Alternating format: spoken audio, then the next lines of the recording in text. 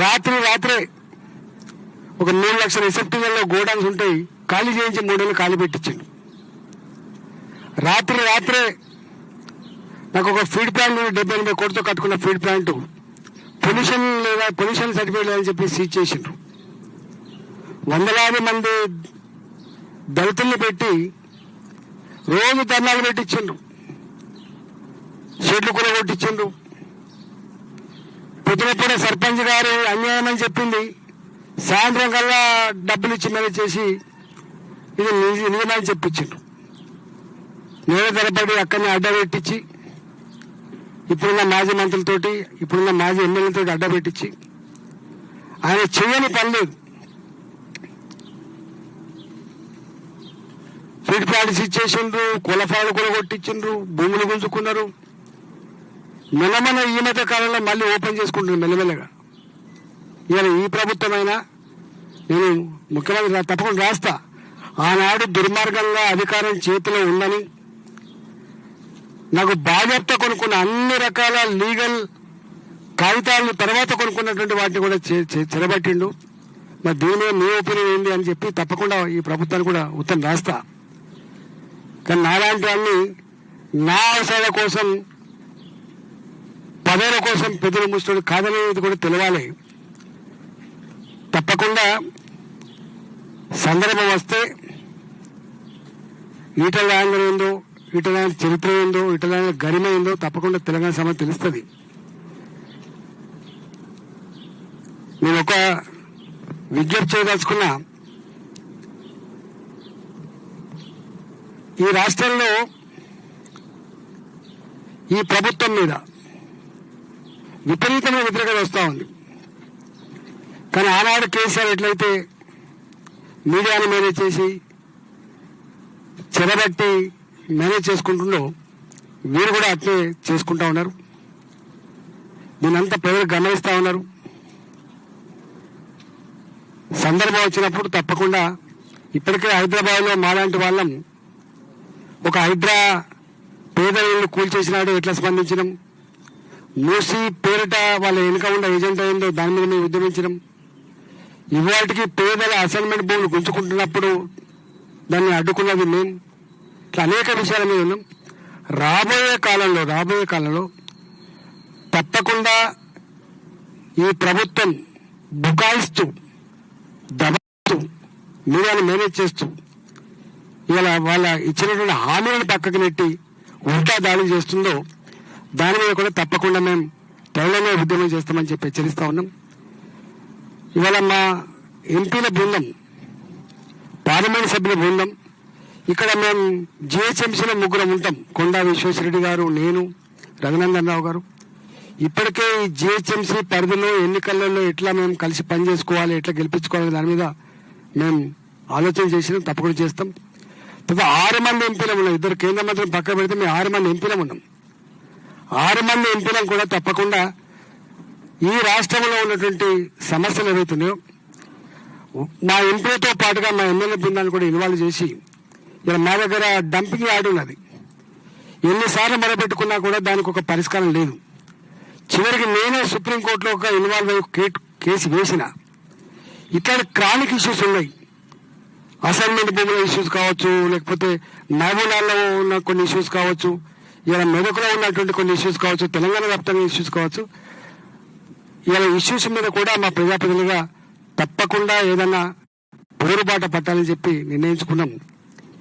మొట్టమొదటి ఇష్యూ రేపు మేమంతా కూడా చలో బాలాజీ నగర్ పిలిపించి ఆ ఇష్యూ మీద తప్పకుండా మా ఎంపీల బృందం అంతా కూడా మా ఎమ్మెల్యేతో కలుపుకొని ఆ సమస్యలు పరిష్కారం అయ్యేంత వరకు వదిలిపెట్టే ప్రసక్తి లేదని చెప్పి నేను విజ్ఞప్తి చేస్తున్నా.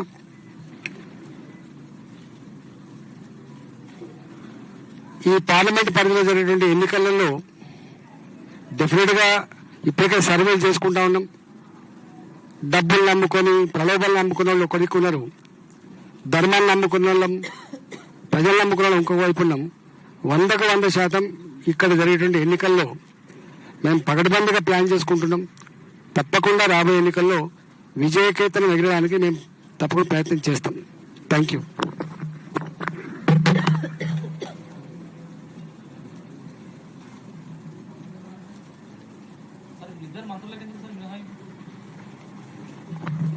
మంత్రులు రారు కదా, మంత్రులకు ధర్నాలకు ఎట్లా వస్తారు?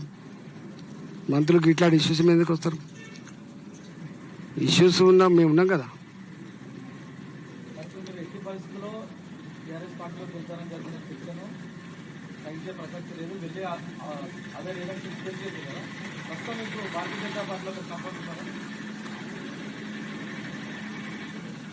అన్ని పార్టీలలో గతంలో చెప్పిన నేను, అన్ని పార్టీలలో సమస్యలు ఉంటాయి, గుర్తుపెట్టుకోండి.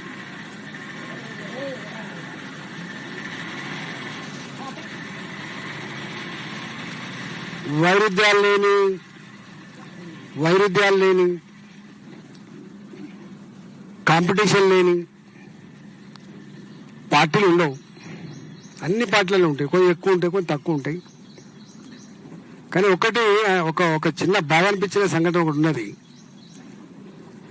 ఇది ఇతర పార్టీ నుంచి మారే వాళ్ళు అధికారం కోసమే వస్తారు, ఆధిపత్యం కోసం వస్తారని ఒక పోస్ట్ చూసిన నేను. అది దానిపై చిల్లర పోస్ట్ ఇంకోటి ఉండదు. ఒకవేళ అట్లాంటి వాటికి మేము ఉంటే, మాకు 2008లో రాజశేఖర్ గారు ఒకసారి పిలిచిండను. పిలిచి రాజేంద్రాను మంచిగా గెలిచినావు 2008లో, మంచి పొటెన్షియల్ క్యాండిడేట్వి, నీకు ఏ మంత్రి పదవి కావాలో టిక్కు పెట్టుకో, నీకు ఏం కావాలో టిక్కు పెట్టుకో, నేను ఇస్తానని చెప్పాడు. కానీ ఆనాడు మీకు తెలుసు మేము ఎంత కమిట్మెంట్తో పనిచేస్తాం. మొన్న కూడా ఇప్పుడు ఎమ్మెల్యే ఎన్నికలప్పుడు కూడా 2023 ఎన్నికల ముందు కూడా మీరు మా సహచరులుగా వీళ్ళంతా రాజగోపాల్ గారు కానీ, తర్వాత వివేక్ గారు, మా జితేందర్ రెడ్డి గారు కానీ, లేకపోతే పొంగులేటి శ్రీనివాసరెడ్డి గారు కానీ, మాకు తుమ్మల నాగేశ్వరరావు గారు కానీ, జూపల్లి కృష్ణారావు అంటూ మన అందరి ఏజెండా, మనందరం కేసీఆర్ బాధితులం కాబట్టి కేసీఆర్ను ఓడగొట్టాలంటే మనం ఒక ప్లాట్ఫామ్ మీద ఉన్నామనుకున్నాం. ఇప్పుడు మీరు ఉన్న ప్లాట్ఫామ్ సరిపోతలేదని మీరు అనుకుంటాను కాబట్టి సరిపోయే ప్లాట్ఫామ్ మీద కొట్లాడతామని చెప్పి కూడా ఇచ్చిండ్రు. అందరిపై నేను కూడా పోయి ఉండే, వాస్తవంగా నన్ను కూడా రమ్మన్నారు. ఒకవేళ నిజంగానే పదవి కోసమే అయితే నేను కూడా వాళ్ళ లెక్క పోయి అక్కడ గెలిచి మంచిగా మంత్రో ఏదో డిప్యూటీ సీఎం ఏదో అవుతుంది కదా. అంటే మేము అట్లా పదవుల కోసం పాకులాడేటువంటి వాళ్ళని కాదనే విషయం అర్థం కావాలి. మాకు కమిట్మెంటు, మాకు లెక్క, మాకు పత్రం ఉంటుంది తప్ప వట్టిగానే ఉండదు. తర్వాత ఇంకోటి, అది రాంగ్ కాన్సెప్ట్ ఉంటుంది. ఎక్కడో కాదు టీఆర్ఎస్ పార్టీ పుట్టింది. టీఆర్ఎస్ పార్టీ పుట్టంగానే వాళ్ళకెళ్ళే పుట్టుకొచ్చింది నాయకులంతా కూడా. అనేక పార్టీల నుంచి వచ్చిండ్రు. ఆయన స్టేట్మెంట్ ఇచ్చిండు, జెండాలను పక్క పెట్టండి, పార్టీలను పక్క పెట్టండి, సిద్ధాంతాలను పక్క పెట్టండి, RSS నుంచి RSC వరకు రండి అంటే అందరు వచ్చిండ్రు, పోయిండ్రు, గెలిచిండ్రు.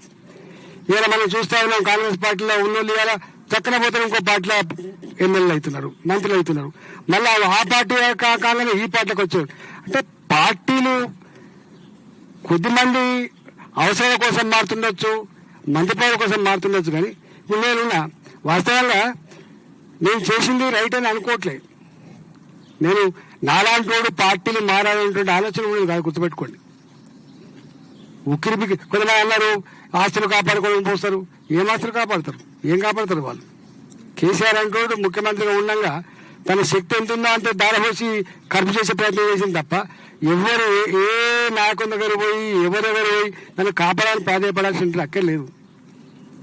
చిల్లరమ్మ కామెంట్స్ అన్నాడు, చిల్లర మాటలు మాట్లాడతారు కొంతమంది, కొంత రకరకాల మాట్లాడు, ఇట్లా అని అట్లా అని. వాడి గురించి ఏం చెప్తా నేను?